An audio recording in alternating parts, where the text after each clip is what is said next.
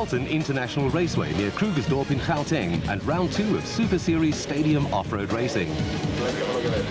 An innovation this year has been the introduction of a clubman's category for those riders who don't want to mix it with the works and semi-works teams.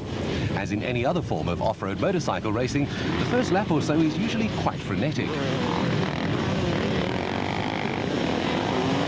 Most of these riders are weekend enthusiasts who try their hand at competition racing at stadium off-road racing. But that doesn't mean that they fool around. Battles were raging right throughout the field.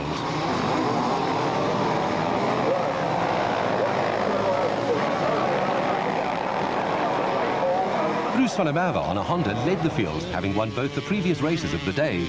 Although he had a clear track in front of him, a gaggle of bikes were fighting for second position. Roy McDonald on a Honda was trying to keep Zuki Ackermans and Malcolm Furness, both also on Hondas, at bay, while Johan Goos stayed in the thick of things. McDonald was pulling clear, but he wasn't out of danger yet as the rest of the field streamed through.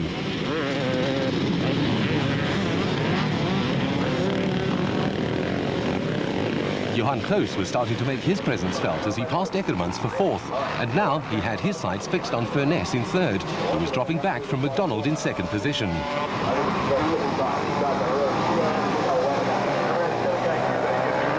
Meanwhile, Bruce van der Merwe was in a comfortable position, which he held on to until the end. Goos made his way past Furness, while McDonald fell and didn't finish the race. Eckermans ended up in 4th position.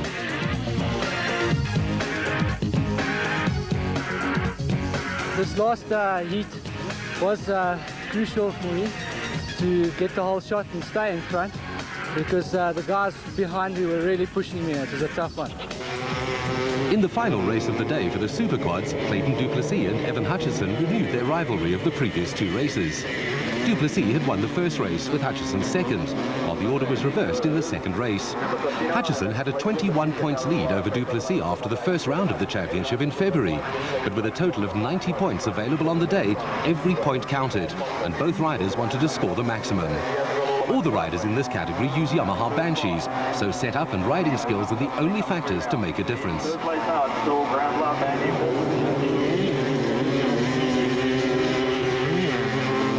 Du Plessis was still leading, with Hutchison pushing as hard as he could to try and force a mistake from the leader. In 3rd position was Graham Love and Ricky Giannocaro adding to the pressure. With the battle for the lead keeping the pair fully occupied, Love was able to close in and join in the fray, making it a 3-way battle at the front. The pressure showed as Du Plessis went wide in the tight left-hander, allowing Hutchison to stick his nose in front. But Du Plessis wasn't going to give up without a fight, took a deep breath and held his line through the long right-hander coming into the main straight. He forced Hutchison wide and retook the lead. Hutchison lost some time in that manoeuvre and decided to take the wide line through the fast right-hander, hoping to get a slingshot out of it.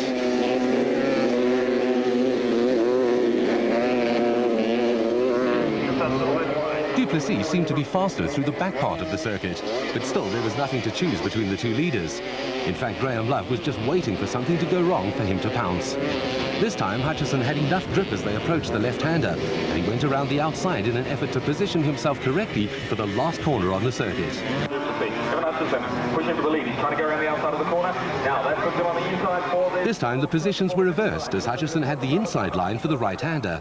He had to hold his line, not drifting wide again to make it stick, which is exactly what he did to take the lead. Hutchison immediately started to pull away, and behind him, Du Plessis, Love, Ricky and Gianni Giannocaro stayed together as they pulled away from the rest of the field. Hutchison pocketed his 2nd win for the day, also taking the overall victory, while Du Plessis finished 2nd. Ricky Giannocaro managed to get past Graham Love. I think this is the toughest race we've had since I started 4-wheelers. The whole day's been like it's neck and neck. Clayton's riding like a champion. He won the first, I won the second. Luckily I managed to take him on the last lap for the 3rd. But I think the guys are really flying. It's a good thing for the sport. The crowd, I could see they were cheering as we came over the line, which means they've seen a good race. Last event, right here. In the open motorcycle category, Ryan Hunt had already won the previous 2 races, and he made his intentions known early on with a great start in the 3rd race. The Fuchs Silkeleen AGA Panasonic KTM rider got the whole shot and was leading Freddie Fourie on his Elna Fox Kawasaki and Alex Lennertz on a Honda into the first right-hander.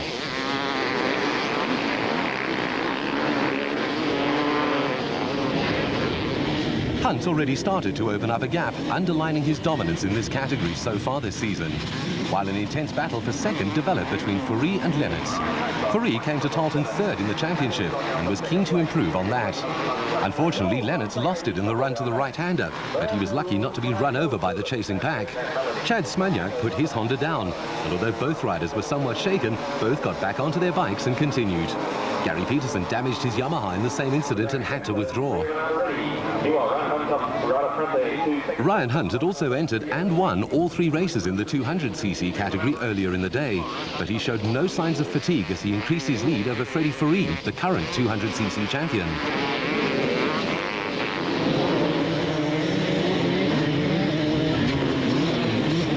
The battle for third was now between Greg Aspinall of Panasonic Russell Campbell Racing on his Kawasaki and Alan Julian on his Honda. Guy Henley on the other Panasonic Russell Campbell Racing Kawasaki was getting closer. In a beautiful maneuver, Julian took Aspinall for third. Fourie was still holding on to his second position. Julian was in third ahead of Aspinall, but behind them another battle was brewing for sixth between Grant Bloomfield on his Honda and Gary Lipchick of Honda Santon. It seemed that Freddie Fourie was being caught by Julian and Aspinall, with Henley not too far behind either. These 3 riders were close enough to each other that a mistake by any of them would substantially change the running order in the race. The battle for sixth was also far from resolved, with Lipchick, carrying his trademark Pink Panther on his back, taking advantage of a little mistake by Bloomfield. But Bloomfield took the long way round the right-hander, coming into the main straight, and promptly took his 6th place back.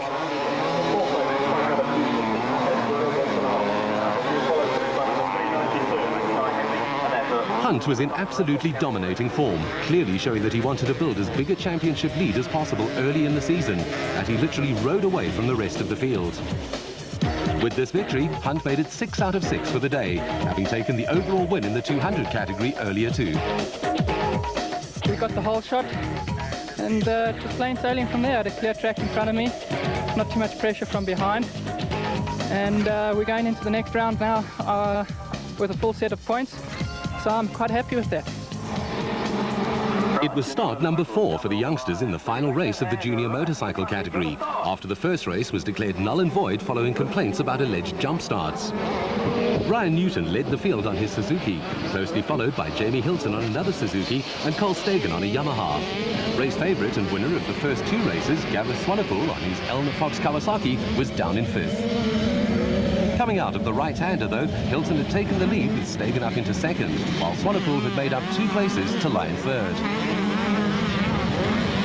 Jamie Hilton, son of well-known Barry, had finished 3rd and 2nd respectively earlier in the day, while Stagan had a 6th and a 3rd. Hilton has shown strong progress so far this season and was obviously intent on improving on his 2nd place in the last race. Swanepoel has a reputation for fighting his way through the field and then disappearing into the distance, but it seemed that this time he wasn't going to have it all his own way. This was a great battle for the lead between Hilton and Stagan, but as they slowed going into the right-hander at the far side of the circuit, Gareth Swanepoel swooped in like a hungry eagle and went around the outside to take the lead. What was that about 2 dogs and a bone again? Swanepoel's been dominating the junior motorcycle scene for the past 2 years, and he seems set to continue in the same way in 1998. The biggest loser in that manoeuvre was Jamie Hilton, who dropped back to 3rd behind Carl Stagan. But all was not lost, as the slightest mistake by any of the front runners would be to his benefit. The order remained the same though, and Gareth Swanepoel brought his Elna Fox Kawasaki home in 1st position for the 3rd time on the day and the 6th time in a row this season. Despite his 3rd, Hilton took 2nd overall. I got an alright start. I managed to catch up into the front, and once I got into the front, I pulled a little gap, not a very big gap, but it was alright. The track's getting very rough. You have to pick your lines carefully, and the track the way it is now, it's very even for everyone.